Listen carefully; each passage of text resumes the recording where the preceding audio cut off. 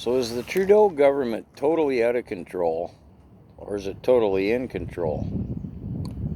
Well, let's look at this SS geezer who showed up in Parliament as the latest hullabaloo. Two schools of thought here. Trudeau's just putting it in our faces, knowing well and full what he was doing.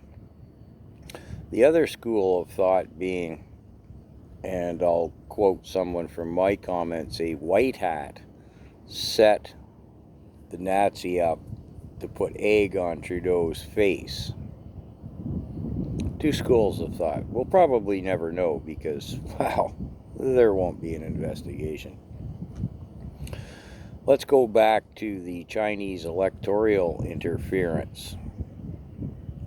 There's been no investigation. That came from someone from CSIS, leaked documents to the press. Now, CSIS is our American equivalent of the CIA. Just let me say that.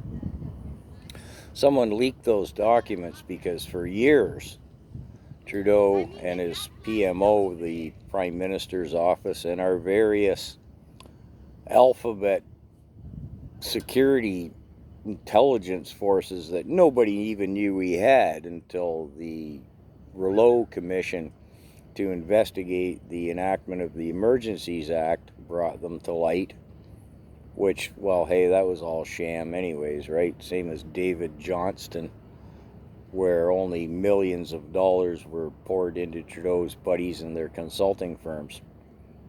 However, I digress and get a little off tangent here. So what we have is, to go back to the Chinese electoral interference, someone in CSIS got mad and leaked documents. Now, this isn't the first time this has happened. We can go to the SNC-Lavalin scandal, blah, blah, all kinds of places where somebody in a position of power dimed Trudeau out. You know that antiquated term, drop a dime? So, is this what has happened in the case of this SS guy? Did someone set Trudeau up? Well, maybe yes, maybe no. We'll never know. If there ever is an investigative committee put to it, well, it'll be the same like the Rouleau Commission and whatever else. It'll just be BS and more money squandered anyways. Now, let's move to the Canadian military and the Canadian police. Trudeau has gutted the Canadian military. He's demoralized them, defunded them. Any antiquated equipment we may have had, he sent to the Ukraine, apparently. And let's look at who the head that Trudeau placed of the Canadian military is. Do you think there's any inspiration for the troops on the ground, the men and women currently serving in the Canadian military, armed forces, I should say, and defunding them? And remember his famous statement to that Canadian veteran who'd lost his legs: "I'm sorry, you're asking for more than we can give right now." So why would he neuter our Canadian military? Well, let's look at any country that's in the state we're at now, where we're on the verge of, well, I guess I shouldn't say civil war, so I won't say it. We'll call it something else. Pick your own term. Whenever any country gets to that state, often the leader of the military is a strong presence and pulls a coup on the government. Well, that's not an option in Canada. Let's look at the Freedom Convoy in Ottawa when Trudeau declared the Emergencies Act. He had to bring in UN troops. Why? Well, because the military wasn't going to do it for him. What little's left of them has no use for him, in my opinion. So he brought in UN troops, phoned up Daddy Klaus Schwab. Those planes that flew into North Bay, yeah, they were registered to Klaus Incorporated and related fact. Anyways, now we come to the police. Our police forces, plural, here in Canada, because we have the federal police force, the RCMP. Ontario has the Ontario Provincial Police Force, and we have municipal and city police forces. Now, to use the RCMP as an example, their brass has been penetrated, as Uncle Klaus Schwab says, by the regime of Trudeau. This could be clearly seen with Brenda Lucki, who's now conveniently resigned.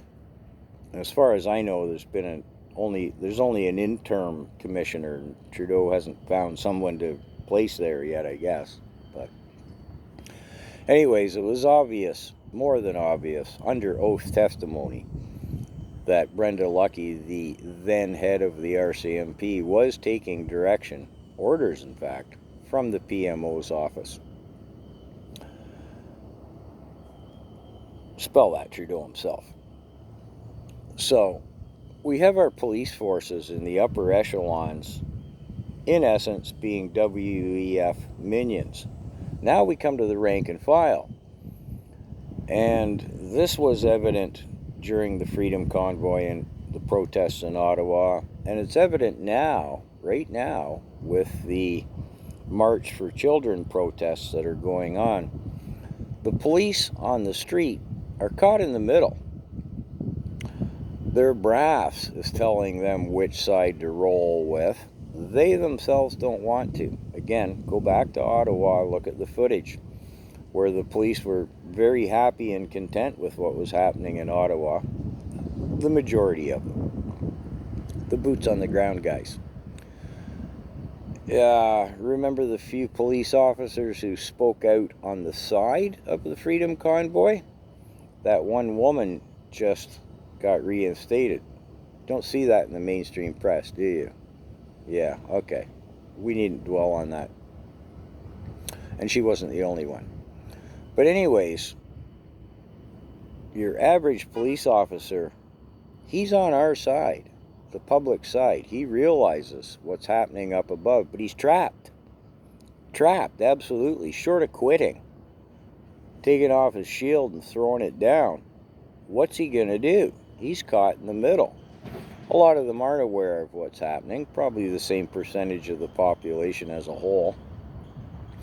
And then we have the bottom level of thuggery in the police force. I mean, it's a necessary and sad reality of society. We need some thugs. You gotta send somebody in to break some heads sometimes. We saw that in Ottawa. Remember that leaked email when the horses trampled that woman and that other fella, who to this day I still don't know what happened to him. I don't think anybody does. But anyways, you know the incident I'm talking about. And the one leaked email, the one cop had texted another and said, "Oh, is that ever cool? Can we practice that maneuver?" Well, it's sad, but we must accept it reality. A certain bottom level of the police force are not but thugs. Remember recently that guy who was harassing, I'll say, the woman in Ottawa, or I think it was in Ottawa, it was just at a protest, and he was laughing. "Yeah, I bought a pool when I went to Ottawa." Yeah. And read between the lines, "Yeah, I got to crack a few heads and I really enjoyed it." So, then we come to our court systems. What penetration has there been into the courts through the regime of Trudeau? Well, that's the subject of another video. And I know I've rambled for 10 minutes here. Have I made a point? Well, I'm trying to make the point. The regime of Trudeau is in control. It's not out of control. Trudeau is an intellectual lightweight, but he takes his commands from Davos. So, once in a while he gets caught in a blunder. He got caught in one here. Does it really matter in the big picture? No, I don't think so. Stock your larders, people. Things are about to get real. And it's not going to be real pretty. Sorry to be a downer.